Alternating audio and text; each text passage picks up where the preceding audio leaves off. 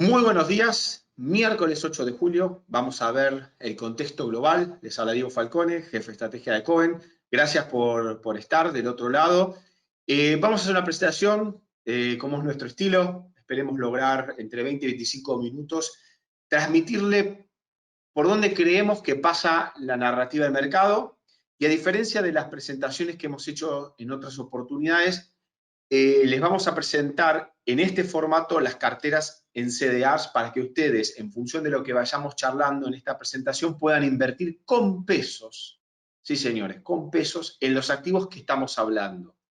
Siempre fue, y sobre todo después del 2018, ni hablar tras las PASO, imperioso que los argentinos empecemos a diversificar nuestra forma de ahorrar. La mayoría de ustedes, al igual que me pasa a mí, tenemos propiedades, nuestro trabajo, nuestros ahorros, nuestra jubilación denominada en pesos. Esto me va a permitir una digresión. Cuando uno dice, uy, van a devaluar, menos mal que tengo en dólares, ustedes tienen que pensar en todo el cash flow en pesos, todos los pesos que a usted le van a venir o le van a entrar, siempre que no haya cuarentena y su negocio siga facturando, tengan un trabajo, todos esos pesos que le van a entrar son los que le están licuando. Si además tenemos y nos dejamos atrapar por los buenos rendimientos que tienen los activos argentinos, terminamos poniendo todo en la misma canasta. Imagínense trabajar en una petrolera y ahorrar en acciones de una petrolera cuando viene una crisis. Podés quedarte sin trabajo y con la mitad de tus ahorros. Y esa es un poco la idea de estas presentaciones que vamos a hacer todos los meses. Las carteras que ustedes van a ver al final se actualizan el último día de la semana, todos los viernes, enviamos si se modifican o no, y son carteras que se pueden hacer a partir de los $10.000, no en pesos equivalentes. Y en este contexto, viendo un contado con liquidación debajo de 110, me parece que nunca mejor momento para por lo menos empezar a incursionar. Si la tecnología no me falla, esta es la frase de cabecera, cabe atemptor, que significa básicamente que el comprador tenga cuidado. Antes de invertir, siempre lo que planteamos es que hagan todo el trabajo de qué estoy comprando cuando digo que invierto en el S&P 500 o en el Nasdaq o en una cartera de alta calidad. Por eso nosotros hemos desplegado todos los activos que están conforme a las carteras. Bueno, esta es la agenda que le proponemos.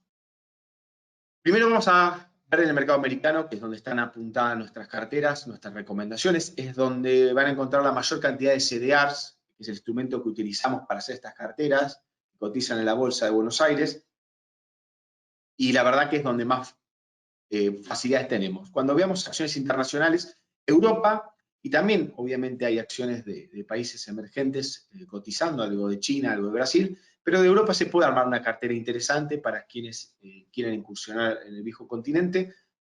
Después vamos a hablar lo que a todo el mundo le interesa, que son los bonos en dólares, dónde hay oportunidades, dónde seguimos recomendando, viendo valor, y unas conclusiones, como siempre, desde marzo hemos estado optimistas, son los precios lo que hacen buenos o malos los activos. Los activos en sí no tienen ninguna connotación negativa. Y finalmente sí les dejamos para que vean las carteras, que después pueden consultar con sus comerciales si quieren más en detalle. Bueno, vamos con lo que nosotros denominamos como las... Ahí se ve bien la presentación, bien. Las 4 fases de la crisis, y esto venimos hablando del primer momento. Desde el máximo del 20 de febrero, aquí estamos viendo el S&P 500, ahí lo que estamos observando es la caída brutal hasta el 23 de marzo de más del 30%. Para mí la compra, cuando ya llevaba 20% la compra, soy un comprador con correcciones más del 15-20% en el S&P 500, todavía tuvo que hacer un recorrido, el mundo no se terminó, la Reserva Federal, el Banco Central Europeo salieron a salvar, lo que veníamos diciendo, vino el rebote, cuando empezó el mercado a darse cuenta de que, bueno, había una luz al final del túnel. Sin embargo, la narrativa fue, vamos a volver a ver los mínimos. Y así estuvimos hasta, digamos, mediados de abril, la segunda parte de abril, donde se estabiliza el rally, viene un periodo de no pasa nada, y el 15 de mayo empiezan a volar los sectores más retrasados en esta crisis, que eran los bancos y las petroleras, lo que se denomina sectores cíclicos, y vamos a ver por qué es importante. Pero eso cae abruptamente cuando salen los casos nuevos en Estados Unidos, eso es el 8 de junio, que ven esa corrección importante en este gráfico, por si no les aclaré, es el S&P 500, desde principio de año. Y ahora volvemos a ralliar. Cuando toca la media de 200 días, es una medida que uno suele utilizar como punto de entrada o salida, es una señal que mira mucho al mercado, rebotamos y salimos rápido. Y ya hay varios que tiran la toalla y dicen, es momento de invertir, hay que dejar de lado los temores.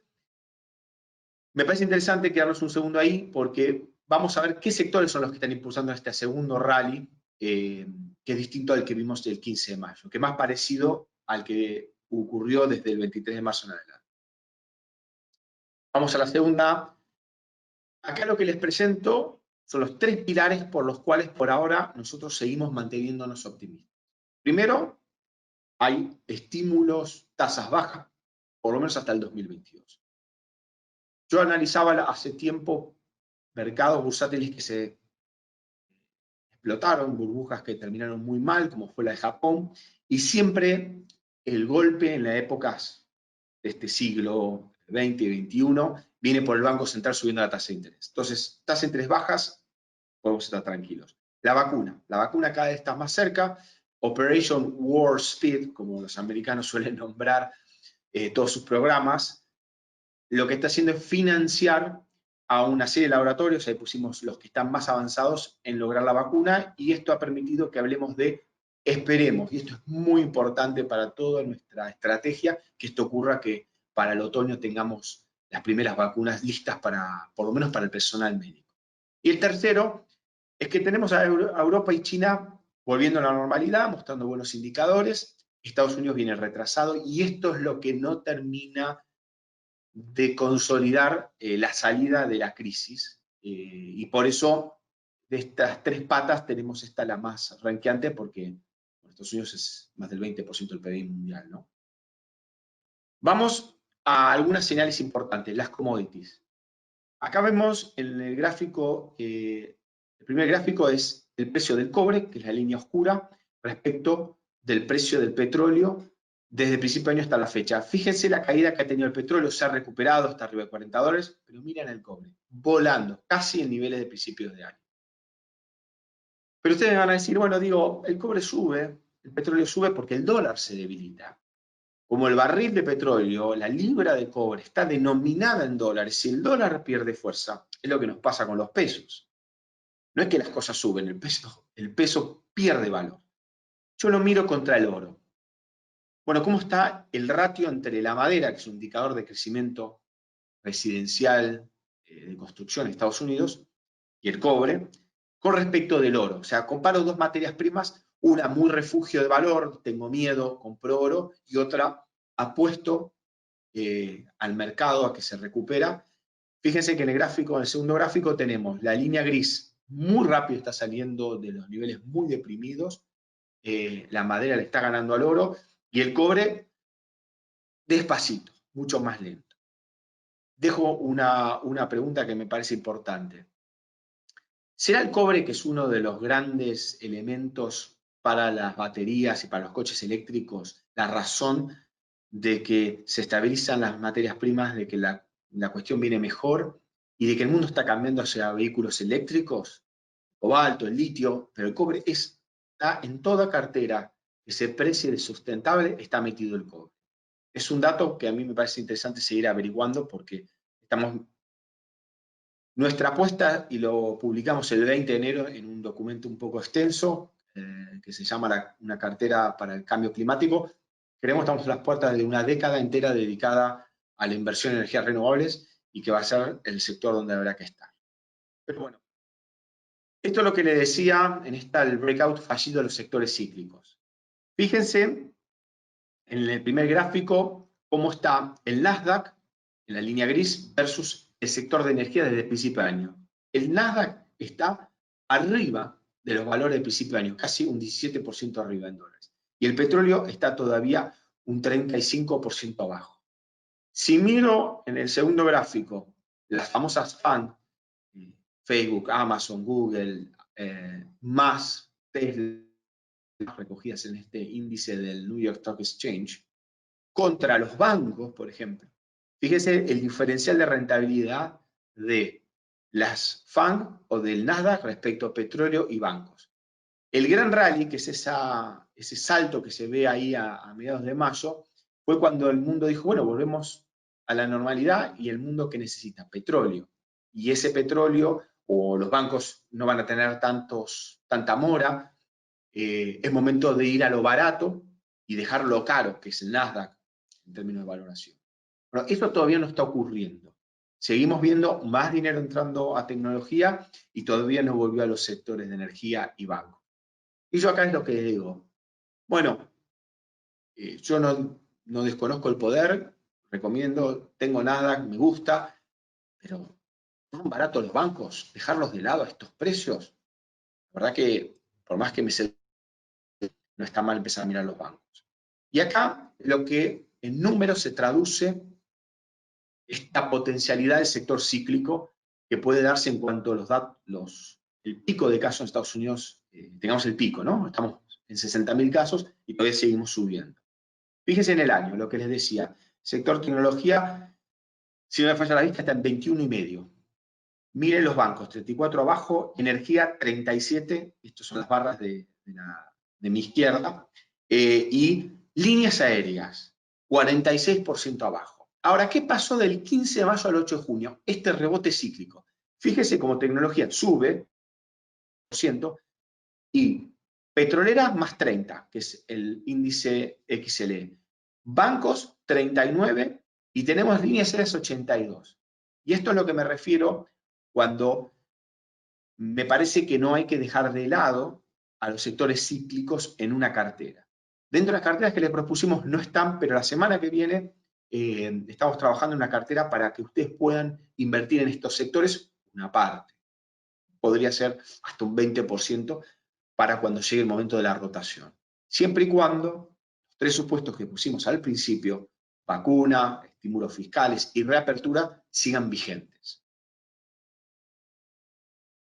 Finalmente, para cerrar la parte de Estados Unidos, ¿qué está mirando el mercado? Si yo tengo 60.000 casos, están cerrando los restaurantes en Florida, la gente, hasta Trump está pidiendo que está pidiendo a la gente, hasta Donald Trump le está pidiendo a la gente que utilice máscaras, tapabocas. ¿Qué está mirando el mercado que no se desploma como en marzo? Acá puse dos gráficos. El de mi izquierda es el primero. Tenemos los casos en Estados Unidos, que es la línea gris, miren, y el eje es el de la izquierda. Fíjense cómo sube. De haber tenido casi 30.000 casos diarios allá por marzo, descendimos a poco más de 20.000. Este gráfico es viejo, porque el último dato que salió es 60.000, y esto es un promedio semanal para quitarle la volatilidad. Pero fíjese las muertes. De un récord de 2000, cuando no daban abasto las morgues en New York, fíjense dónde estamos. El nivel es de principios de marzo. El mercado dice, bueno, se está contagiando esta gente. En el mundo, ¿cómo estamos? Porque Brasil e India vienen muy mal. Con el gráfico de la derecha podemos ver también cómo se disparan los casos en el mundo a más de 180.000, pero las muertes, si bien no siguen cayendo como en Estados Unidos, ni la India ni Brasil, que son los mayores generadores de casos, son países que entre los dos suman más de alrededor de 1.500 millones de habitantes, no se dispararon. Han subido, pero se mantienen bastante estables. Creo que el mercado está tranquilo por esto y que sabe que está la vacuna. Pero no me confiaría.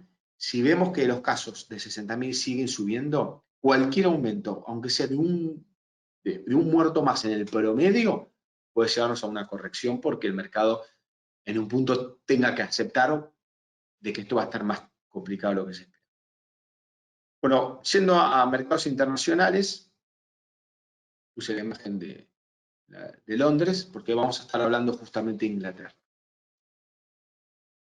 El primer gráfico muestra el índice MSCI base 100 desde el principio de año. Fíjese Europa, que a diferencia del Nasdaq, por ejemplo, estamos bastante abajo. Pero no es lo mismo. Alemania está 5 o 6% abajo que el Reino Unido, que está casi un 20%. Está mejor que Europa, Alemania, pero en Reino Unido está peor que Europa y claramente peor que Alemania. Vamos al gráfico de al lado y les da una idea de qué está pasando. La línea oscura es cómo están las reservas o la cantidad de personas que se sentaron en los restaurantes que participan del famoso encuesta Open Table respecto de un año atrás.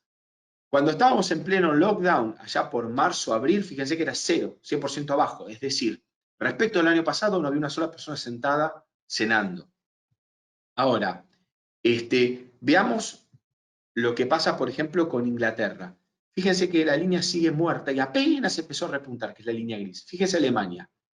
Ha venido, en su promedio de 7 días, ha venido acercándose casi a los niveles que teníamos de pre-crisis. Le falta muy poquito para que los restaurantes alemanes, recogidos en por la gente de Open Table, estén en los mismos niveles de ocupación que previo a la crisis. Eso es lo que está premiando el mercado, además de que Reino Unido trae como cola el problema del Brexit. Esto es lo que a mí me lleva de hablar de rotación. Tardan más en subir las compañías aéreas porque tardamos más en salir del ciclo. ¿Qué pasará con Reino Unido? Bueno, acá me parece un sector donde podemos tener alguna oportunidad más adelante y veremos si podemos armar una cartera que pueda jugar el Reino Unido. Depende de la oferta de CEDAR que haya en el mercado. Y hablando de la eurozona, yo les quise poner, vamos primero al gráfico de liquidez en la eurozona, el gráfico que está sobre la derecha. Esta es la cantidad, el tamaño de la hoja de balance del Banco Central Europeo, en miles de millones de euros. El salto es monumental, diría desde mediados de junio. Y eso es lo que están recogiendo los bancos europeos, que si ustedes ven en el gráfico de la izquierda, ven la línea gris son los bancos respecto del índice general. El Eurostock recoge las 300 empresas más grandes de la eurozona. El gris recoge solo los bancos. Los bancos están bastante peor por la mora, porque es un negocio muy complicado. Porque recordemos que los bancos tienen que trabajar en un entorno de tasas negativas. Muy difícil el negocio bancario, mucha regulación. Los bancos volaron, como pueden ver, junto con el resto de sectores cíclicos, los bancos europeos, de mayo a junio, después se achataron y ahora están volviendo a subir. Tiene que ver mucho con esto y con que en julio se apruebe el paquete fiscal de 750.000 millones de euros. Hay que seguir a Merkel y Macron, porque si lo logran hacer, esto se va a financiar con deuda europea. Por primera vez en la historia vamos a tener papeles europeos para comprar y para invertir. No lo recomiendo porque están a tasas negativas. Pero esto es más unidad y no menos. Este es el momento whatever it takes de Europa y creo que puede ser la puerta a ver un buen performance de Europa respecto a Estados Unidos. ¿Qué pasa con los emergentes? El contexto externo es muy bueno. Fíjense que en el gráfico donde ponemos China, Brasil y emergentes, el comportamiento es muy dispar. China está arriba. Es decir, China está, si ustedes hubieran invertido $100 en China, hoy tendrían $120. Punto. No tengo más que explicarles lo que está viviendo el mercado chino. Y emergentes está apenas negativo. Miren Brasil en el subsuelo. Pero las commodities se estabilizaron. Les puse en el gráfico de la derecha el gráfico de la liquidez global, que es, bueno, ¿cuánto tiene la Reserva Federal en custodia de bonos del tesoro de países extranjeros? Es decir, Banco Central Argentino compra dólares a los agroexportadores, lo guarda como reservas y lo deja en la Reserva Federal, no se lo queda acá. Es alguna pequeña liquidez que necesiten en billetes, pero el grueso está en los Estados Unidos. Eso, cuando sube, significa que los países como Argentina, Brasil, están acumulando dólares. Eso es bueno porque el mundo está entonces sobrante de dólares. Y después, el resto de cosas que compra la Fed en el mercado. Bueno, la disparada brutal habla de este contexto tan favorable que se suma a la recuperación de China, a la estabilización de los precios de los commodities que vimos al principio.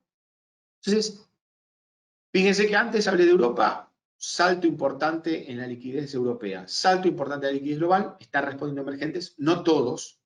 Brasil tenemos alguna oportunidad una vez que se estabilice la cantidad de casos de coronavirus, porque recordemos, ningún país emergente como Argentina, Brasil, Perú, tiene capacidad de hacer políticas de estímulo como Europa, China, Japón o el Reino Unido.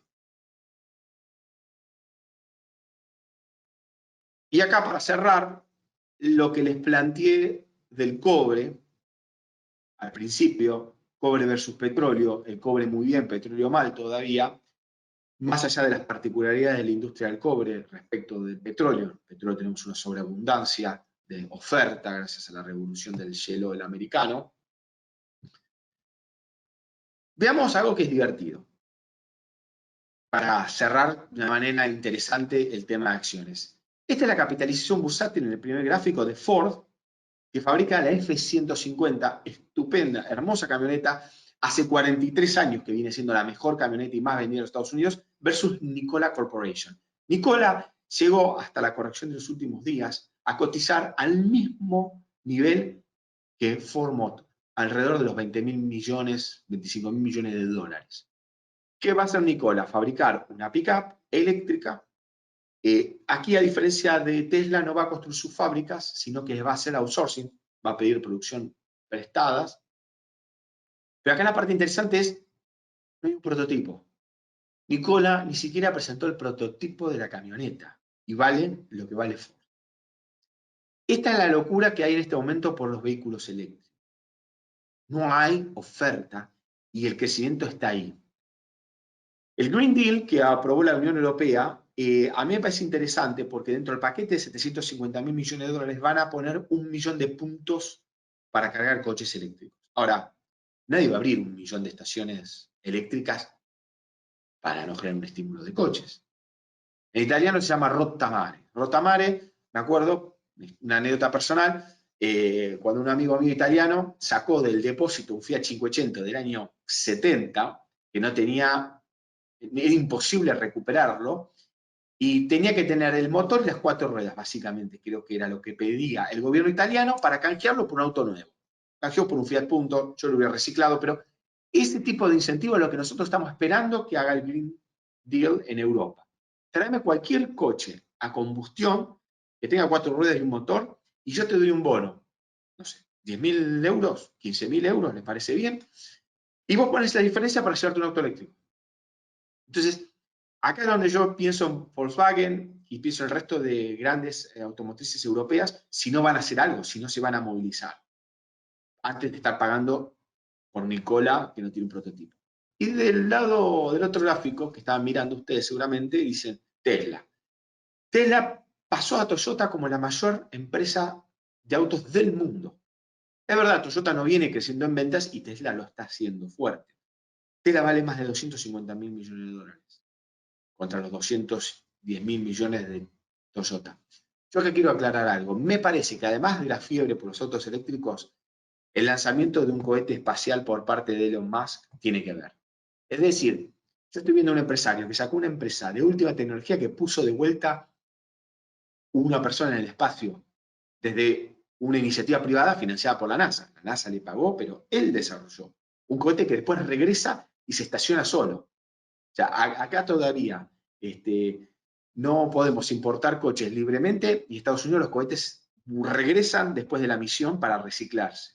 Bueno, creo que ahí tuvo mucho que ver y esto explica la locura que se ha desatado en torno a Tesla, pero de trasfondo hay crecimiento y es una compañía única en este momento porque no hay otras más. Así que atentos con el sector porque me parece muy interesante.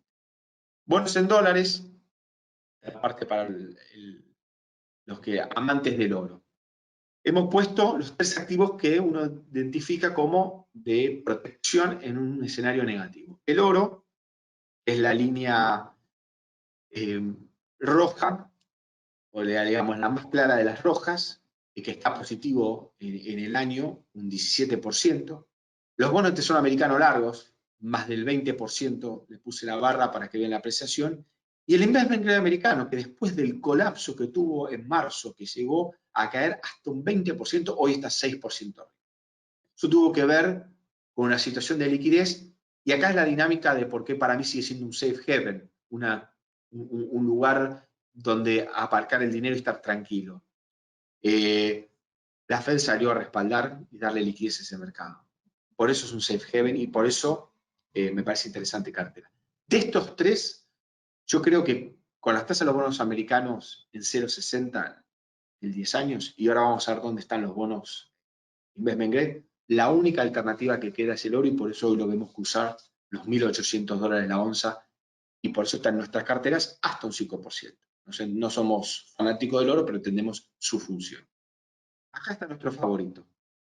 El high yield, básicamente acá tenemos el US high yield, que está un 5%, 6% abajo en el año. La línea gris, que es Emerging Markets, acá no está el mundo high yield, pero está, no es todo high yield, mucho investment grade, compañía de primera línea, países que son investment grade, está apenas un 3,5% abajo en el año, y finalmente sí, el Emerging Market High Yield está todavía un 8% abajo, el más duro, que va a subir cuando les mostraba en la primera diapositiva bancos petroleras, cuando esas compañías suban, esto va a andar muy bien.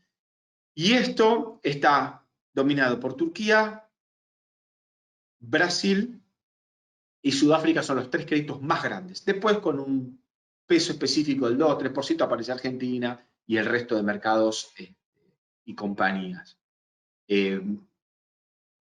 La verdad que en ese aspecto, Brasil está desde el soberano hasta Petrobras. En ese aspecto, me parece que el Emerging Market High Yield es la oportunidad para llevar algo de carry en un mundo tan bajo.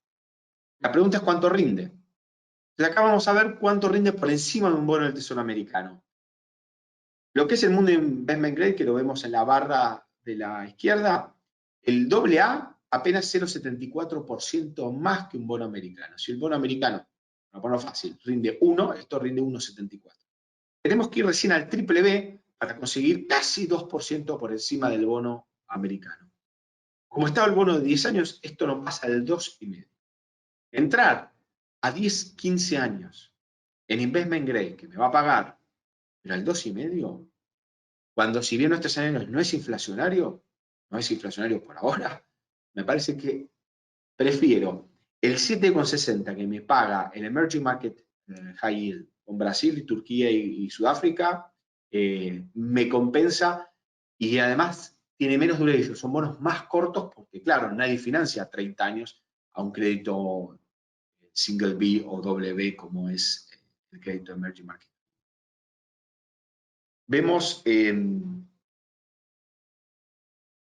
ahora la historia, porque esta parte me parece interesante. Bueno, ok.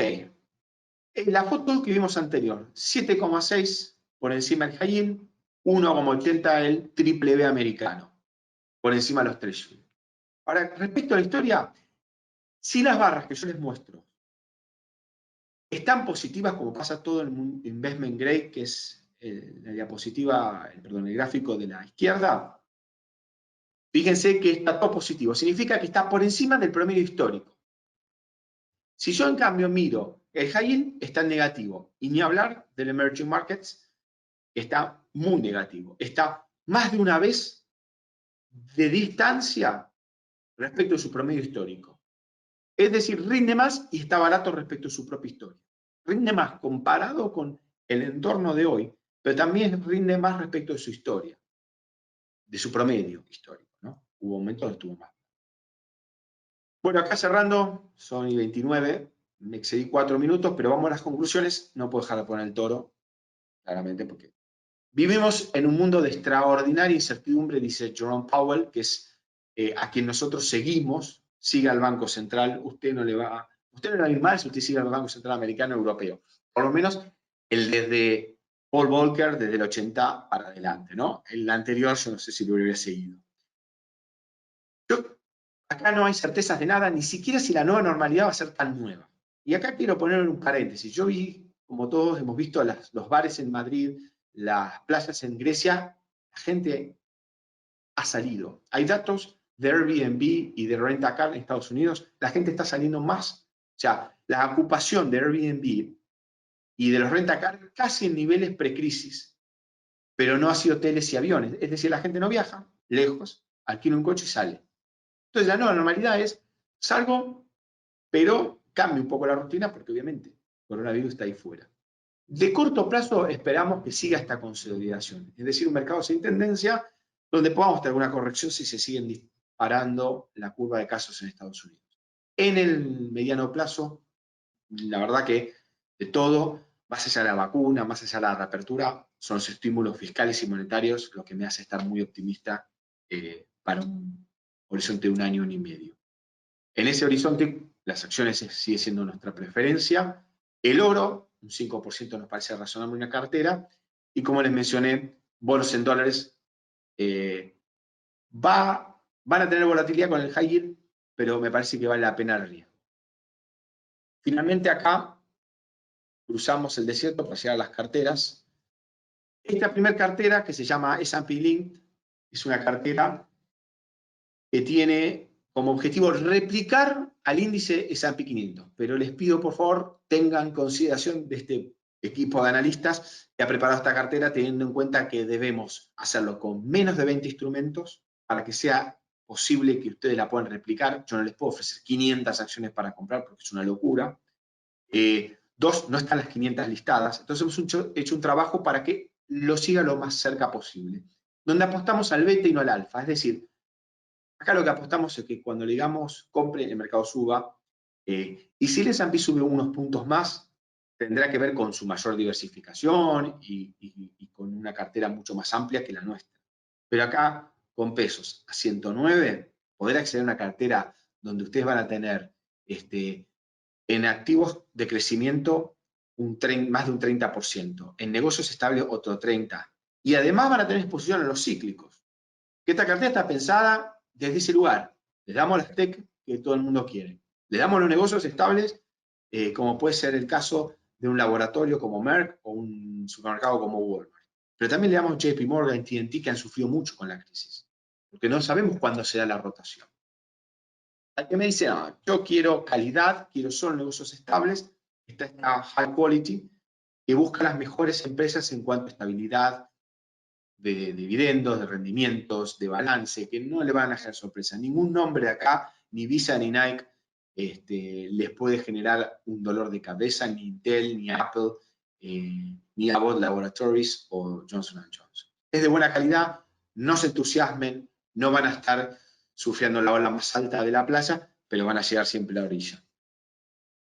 Y finalmente, para los que quieran tech, por supuesto, tenemos una que representa de la mejor manera posible el Nasdaq 100, que tiene muchísima más proporción, 72% en lo que denominamos growth. Ustedes vieron que la cartera de S&P no llega al 40%, acá está en el 72%. Frente a lo que es stable business o cyclicals, que apenas tiene un 12%, y dentro de cyclicals, y recuerden la frase, caveat emptor, tenemos Tesla, no le estoy poniendo Ford o Fiat Chrysler, está Tesla, pero no deja de ser, en el fondo, más adelante, un negocio cíclico que en las buenas sube y en las malas baja, producto que la gente compra autos cuando le va bien. Pero esta cartera está para que quiere traquear, y a mí me gustaría después, de la semana que viene, cuando le enviemos el viernes las carteras, vean la de cíclicas, porque puede ser interesante que combinen. Pienso, y esto cada uno tendrá que hablarlo con su asesor de inversión, pero pienso para mí, me gusta una cartera 70% Nasdaq Link y 30% cíclicas. De esa combinación, a ver qué tal sale y qué tal nos va contra el S&P, porque al final el objetivo es ganarle al S&P 500. Bueno, esto es todo. Si no hay preguntas, les agradezco mucho a todos la participación. Lo terminamos y 35, nos excedimos unos minutos, pero había varios temas para explicar. Nos estamos viendo dentro de un mes, esperemos, por lo menos en Argentina, en fase 2 o 3, si es posible. Muchas gracias.